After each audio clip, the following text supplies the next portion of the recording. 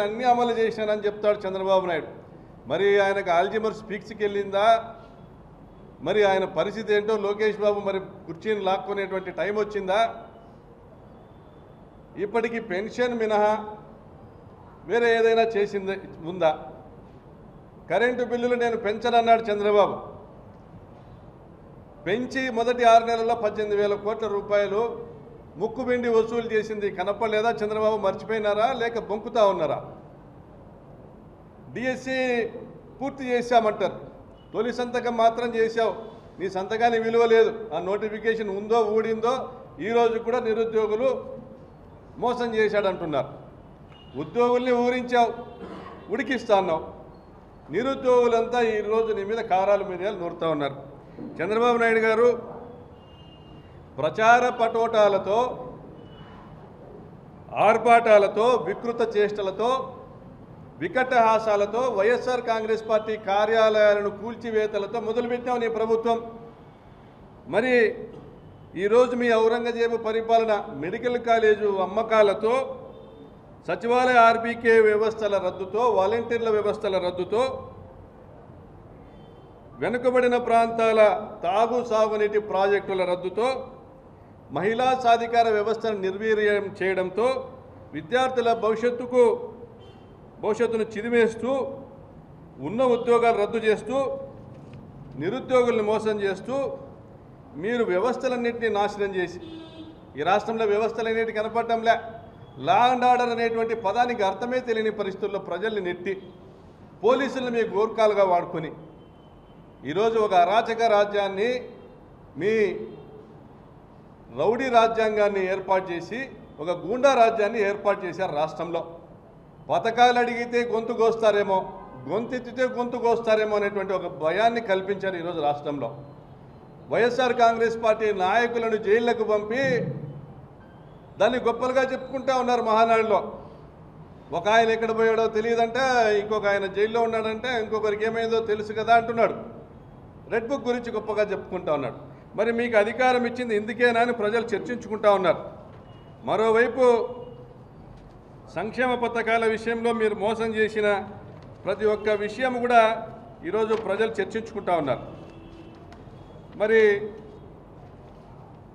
చెవులో పూలు పెట్టే కార్యక్రమం, కరెంటు బిల్లులు పెంచనన్నావు, పెంచేశావు.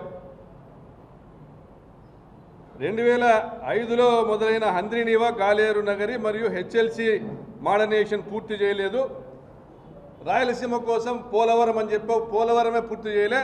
అప్పుడే ఏ ప్రాజెక్టు కూడా పూర్తి చేయలే. 2005లో మొదలైన ప్రాజెక్టులు అప్పుడే పోలవరం నుంచి బనకచెర్లకు 80,000 కోట్లతో పనులు అనౌన్స్ చేస్తా ఉన్నావు. రోజుకు ఒక ప్రకటన ఇస్తావు. మొన్నటి వరకు నాదే ఇన్ఫర్మేషన్ టెక్నాలజీ మీద నాకే ఉన్నాయి పేటెంట్ రైట్స్ అన్నావు. ఈరోజు ఆర్టిఫిషియల్ ఇంటెలిజెన్స్ అంటా ఉన్నావు. అయ్యా చంద్రబాబు నాయుడు గారు, 95లో మెయిన్ ఫ్రేమ్స్ భూమి వచ్చింది ఈ దేశంలో. ప్రపంచవ్యాప్తంగా మెయిన్ ఫ్రేమ్స్ మీద ఐటీ ఉద్యోగులు కావాల్సి వచ్చిన పరిస్థితి వచ్చినప్పుడు లక్షలాది మంది ఈ దేశం నుంచి వివిధ అమెరికా లాంటి దేశాలకు వెళ్ళారు. అదొక భూమి వచ్చినటువంటి టైం, ఐటీ భూమి అది. 92లో నేదురుమల్లి జనార్దన్ రెడ్డి గారు ముఖ్యమంత్రిగా ఉన్నప్పుడు రాజీవ్ గాంధీ గారు భూమి పూజ చేసినటువంటి హైటెక్ సిటీని నువ్వు వచ్చినాక పూర్తి చేసి నేను హైటెక్ సిటీ నేనే కట్టానంటావు. రాజశేఖర రెడ్డి గారు తెచ్చిన ప్రాజెక్టులు కావచ్చు, పివి నరసింహారావు ఎక్స్ప్రెస్ హైవే కావచ్చు, రాజీవ్ గాంధీ ఇంటర్నేషనల్ ఎయిర్పోర్ట్ కావచ్చు, అన్నీ కూడా ఆయన పూర్తి చేసినవన్నీ కూడా నేనే తెచ్చానని చెప్తావు. మరి ఈ రాష్ట్రానికి నేనే బ్రాండ్ అంబాసిడర్ అంటావు. కరువుకు నువ్వే బ్రాండ్ అంబాసిడర్, అబద్ధాలకు నువ్వే బ్రాండ్ అంబాసిడర్, ఈ రాష్ట్రాన్ని దగా చేయడానికి వెన్నుపోటుకు నువ్వే బ్రాండ్ అంబాసిడర్. మరి అటువంటి చంద్రబాబు నాయుడు గారు ఇంకా చెవులో పూలు పెట్టేటువంటి అనేక మాటలు మాట్లాడుతూ ఉన్నారు. ఆయనకు తోడు ఇప్పుడు ఆయన కుమారుడు వచ్చాడు. కాబట్టి ప్రజలారా మేము గమనించి చెప్తా ఉన్నది ఒకటే, వైకుంఠపాలి తప్పదు. చంద్రబాబు నాయుడు గారి ఆలోచన 3 లక్షల కోట్ల రూపాయలు నేరుగా పేదలకు ఇచ్చిన జగన్మోహన్ రెడ్డినే ఓడించిన జనానికి మనం పథకాలు ఎందుకు ఇవ్వాలనే ఆలోచనలో ఆయన ఉన్నాడు. అందుకే 2 లక్షల కోట్ల రూపాయలని తాము పెట్టుబడులు పెట్టినా, తాము భూములు కొనుక్కున్నటువంటి అమరావతి ప్రాంతంలో పెట్టుబడులు పెట్టడానికి రాష్ట్ర సంపద అంతా తీసుకొని అక్కడ పెట్టుబడులు పెట్టే కార్యక్రమం చేస్తూ ఉన్నాడు. 5-6 కంపెనీలకు 1 లక్ష కోట్ల రూపాయల పనులు ఇచ్చాడు. వారి ద్వారా సగం డబ్బులను ఆయన దొబ్బేటువంటి కార్యక్రమాన్ని చేస్తూ ఉన్నాడు. మరి నిధులు భారించేటువంటి తపన ఉంది చంద్రబాబు నాయుడు గారికి, కానీ నీరు భారించేటువంటి తపన లేదు. అందుకే రాయలసీమకు కానీ గ్రేటర్ రాయలసీమకు కానీ ఎక్కడ కూడా తాగునీటి సాగునీటి ప్రాజెక్టులకు నిధులు కేటాయించినటువంటి పరిస్థితి లేదు. ఈ ప్రాంతంలో శాశ్వత పరిష్కారం చేయాలా సాగునీటి సమస్యనని రాజశేఖర రెడ్డి గారు ఆయన తలపెట్టి మొదలుపెట్టి దాదాపుగా పూర్తి చేయవస్తున్నటువంటి ప్రాజెక్టులని ఏవి కూడా ఈయన ప్రాధాన్యత క్రమంలో తీసుకోవట్లేదు. జగన్మోహన్ రెడ్డి గారు చిత్తూరు జిల్లాకి 20 టీఎంసీల నీళ్లు తీసుకొచ్చే విధంగా గండికోట నుంచి గాలేరు నగర్ ద్వారా ఒక స్కీమ్ను తీసుకొచ్చి సగం పనులు పూర్తి చేస్తే ఆ ప్రాజెక్టును రద్దుపరిచాడు. మరియు జగన్మోహన్ రెడ్డి గారు హంద్రీనీవా మొదటి దశను 6300 క్యూసెక్కులకు వెడల్పు చేసి 23 టీఎంసీలు అదనంగా తీసుకొచ్చేటువంటి పనులు ప్రారంభిస్తే ఆ ప్రాజెక్టును రద్దుపరిచి దాదాపుగా 43 టీఎంసీలు నష్టం చేశాడు రాయలసీమ ప్రాంతానికి.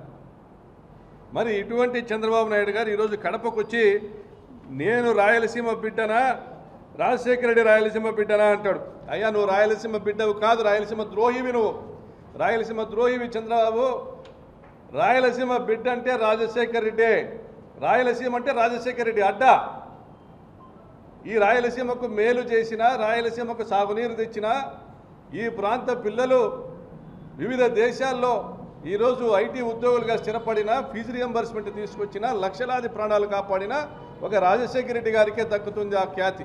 రాయలసీమ బిడ్డ అంటే డాక్టర్ వైఎస్ రాజశేఖర రెడ్డి.